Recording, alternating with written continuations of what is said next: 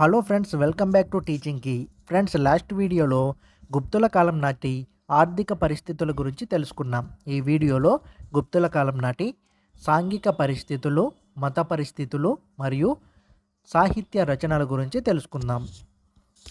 గుప్తుల కాలం నాటి సాంఘిక పరిస్థితులు తెలుసుకోవడానికి ఉపయోగపడే ఆధారాలు ఏమిటి అంటే పాహియాన్ రచనలు, కాళిదాసు నాటకాలు, శాసనాలు మరియు నాణేలు గుప్తుల కాలం నాటి సాంఘిక పరిస్థితులు తెలుసుకోవడానికి ఉపయోగపడే ఆధారాలు. క్రీస్తు శకం 510వ సంవత్సరానికి చెందిన ఎరాన్ శాసనంలో సతీ సహగమనం గురించి ప్రస్తావించబడింది. క్రీస్తు శకం 510వ సంవత్సరానికి చెందిన ఎరాన్ శాసనంలో సతీ సహగమనం గురించి ప్రస్తావించబడింది. గుప్తుల కాలంలో అధిక శాతం ప్రజలు శాకాహారులుగా ఉండేవారు. చండాలులు మాత్రమే మాంసాన్ని తినేవారు. గుప్తుల కాలంలో అధిక శాతం ప్రజలేమో శాకాహారాన్ని ఇష్టపడేవారట. చండాలులు మాత్రమే మాంసాన్ని తినేవారని పాహియాన్ పేర్కొన్నారు. పాహియాన్ రచనల ప్రకారం చండాలులు గ్రామం వెలుపల నివసించేవారట.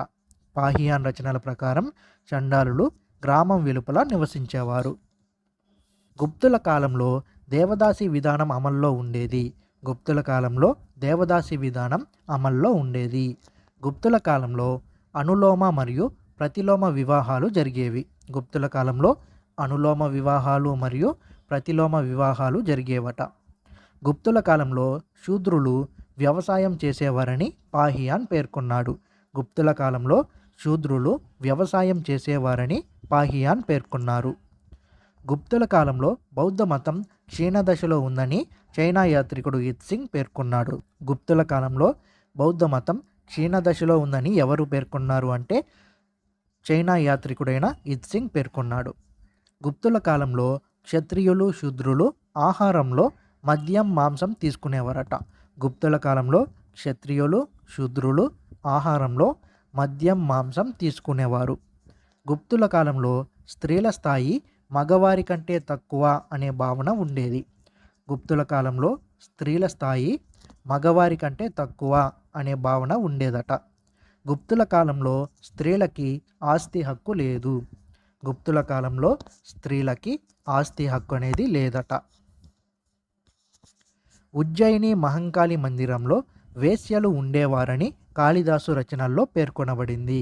ఉజ్జయిని మహంకాళి మందిరంలో వేశ్యలు ఉండేవారని కాళిదాసు తన రచనల్లో పేర్కొన్నాడట. పండుగ రోజుల్లో రాజధాని వీధుల్లో వేశ్యల సంచారం ఎక్కువగా ఉండేదని విశాఖదత్తుని ముద్రా రాక్షసంలో పేర్కొనబడింది. పండుగ రోజుల్లో రాజధాని వీధుల్లో వేశ్యలు ఎక్కువగా సంచరిస్తూ ఉండేవారని విశాఖదత్తుని ముద్రా రాక్షసంలో పేర్కొనబడిందట. దేవదాసి విధానానికి తొలి ఆధారం రామ్ఘర్ మమ శాసనం. దేవదాసి విధానానికి తొలి ఆధారం ఏమిటి అంటే రామ్ఘర్ మమ శాసనం. గుప్తుల కాలంలో వైష్ణవ, శైవ మతంతో పాటు బౌద్ధ మతం కూడా ఆచరణలో ఉంది. గుప్తుల కాలంలో వైష్ణవ మతం, శైవ మతం వీటితో పాటు బౌద్ధ మతం కూడా ఆచరణలో ఉండేదట. గుప్త చక్రవర్తులు వైష్ణవ మతాన్ని స్వీకరించారు. గుప్త చక్రవర్తులు ఏ మతాన్ని స్వీకరించారు అంటే వైష్ణవ మతాన్ని స్వీకరించారు. గుప్తుల కాలంలో భాగవత మతం ఉద్భవించింది. గుప్తుల కాలంలో భాగవత మతం ఉద్భవించింది. భాగవత మతానికి ముఖ్య గ్రంథాలు ఏమిటి అంటే పురాణాలు. భాగవత మతానికి ముఖ్య గ్రంథాలు ఏమిటి అంటే పురాణాలు. భాగవత మతానికి చెందిన ముఖ్య శాఖ ఏది అంటే విశిష్టాద్వైతం. భాగవత మతానికి చెందిన ముఖ్య శాఖ ఏది అంటే విశిష్టాద్వైతం. గుప్తుల కాలంలోనే విష్ణువు యొక్క దశావతారాలు ప్రసిద్ధిగాంచాయి. గుప్తుల కాలంలోనే విష్ణువు యొక్క దశావతారాలు ప్రసిద్ధిగాంచాయట. ఆ దశావతారాలు ఏమిటి అంటే మత్స్యావతారం, కూర్మావతారం, వరాహ అవతారం, నరసింహ అవతారం, వామనావతారం, పరశురామ అవతారం, రామావతారం, కృష్ణావతారం, బుద్ధావతారం, కల్కి అవతారం అనేవి గుప్తుల కాలంలోనే ప్రసిద్ధి చెందాయట.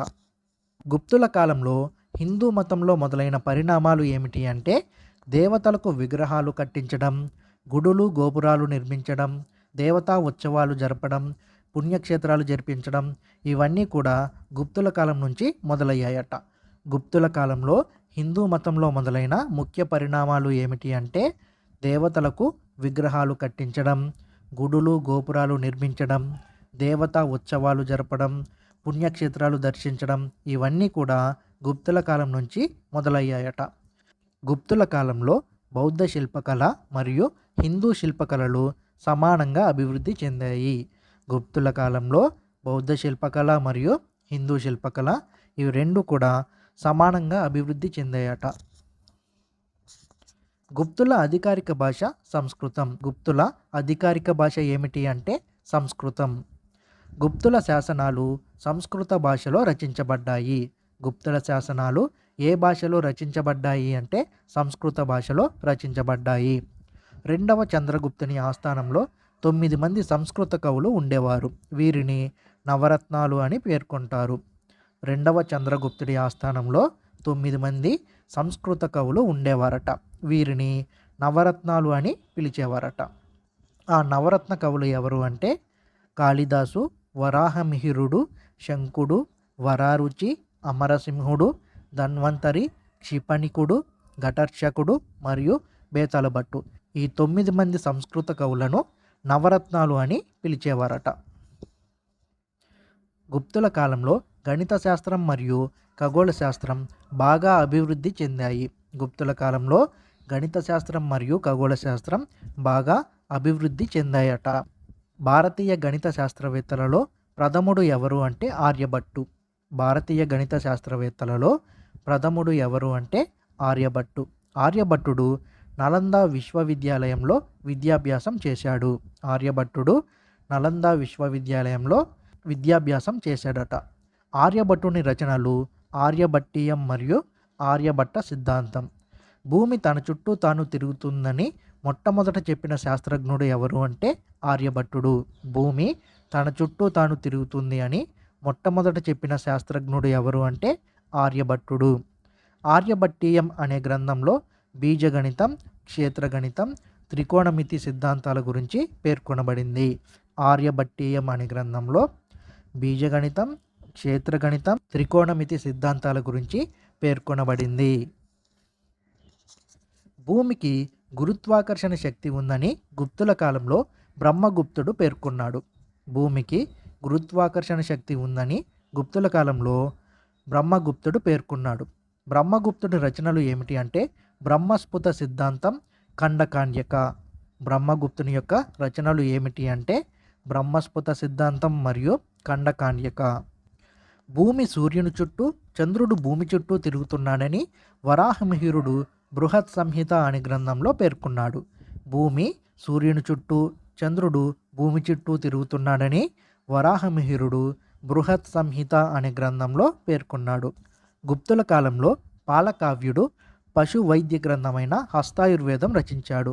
గుప్తుల కాలంలో పశు వైద్య గ్రంథమైన హస్తాయుర్వేదం రచించినది ఎవరు అంటే పాలకావ్యుడు.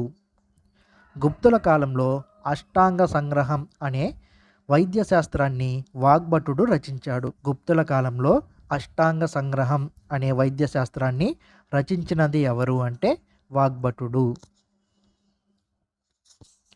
భారతదేశంలో మొట్టమొదటి శాస్త్రీయ వైద్యుడు ధన్వంతరి. భారతదేశంలో మొట్టమొదటి శాస్త్రీయ వైద్యుడు ఎవరు అంటే ధన్వంతరి. గుప్తుల కాలంలో మందుల తయారీ పద్ధతుల గురించి వివరించిన గ్రంథం ఏది అంటే నవనీతికం. గుప్తుల కాలంలో మందుల తయారీ పద్ధతుల గురించి వివరించిన గ్రంథం ఏది అంటే నవనీతికం. శస్త్రచికిత్స పితామహుడు సుశ్రుతుడు. శస్త్రచికిత్స పితామహుడు ఎవరు అంటే సుశ్రుతుడు. సుశ్రుతుడు రచించిన గ్రంథం సుశ్రుత సంహిత. ఇది ఆయుర్వేద గ్రంథం. గుప్తుల కాలానికి చెందిన ప్రముఖ రచనల గురించి తెలుసుకుందాం. కాళిదాసు రచనలు అభిజ్ఞాన శాకుంతలం, మాళవికాగ్నిమిత్రం, విక్రమోర్వశీయ, కుమార సంభవం, మేఘదూతం, ఋతు సంహారం, రఘువంశం అనేవి కాళిదాసు రచించిన రచనలు. అభిజ్ఞాన శాకుంతలం, మాళవికాగ్నిమిత్రం, విక్రమోర్వశీయ, కుమార సంభవం, మేఘదూతం, ఋతు సంహారం, రఘువంశం మొదలైన రచనలు కాళిదాసు రచించాడు. ఆర్యభట్టుడి రచనలు చూసినట్లయితే సూర్య సిద్ధాంతం, ఆర్యశతకం, దశగీతిక, ఆర్యభట్టీయం మొదలైన రచనలను ఆర్యభట్టుడు రచించాడు. కిరాతార్జునీయం రచించినది ఎవరు అంటే భారవి. కిరాతార్జునీయం అనే గ్రంథం రచించినది ఎవరు అంటే భారవి.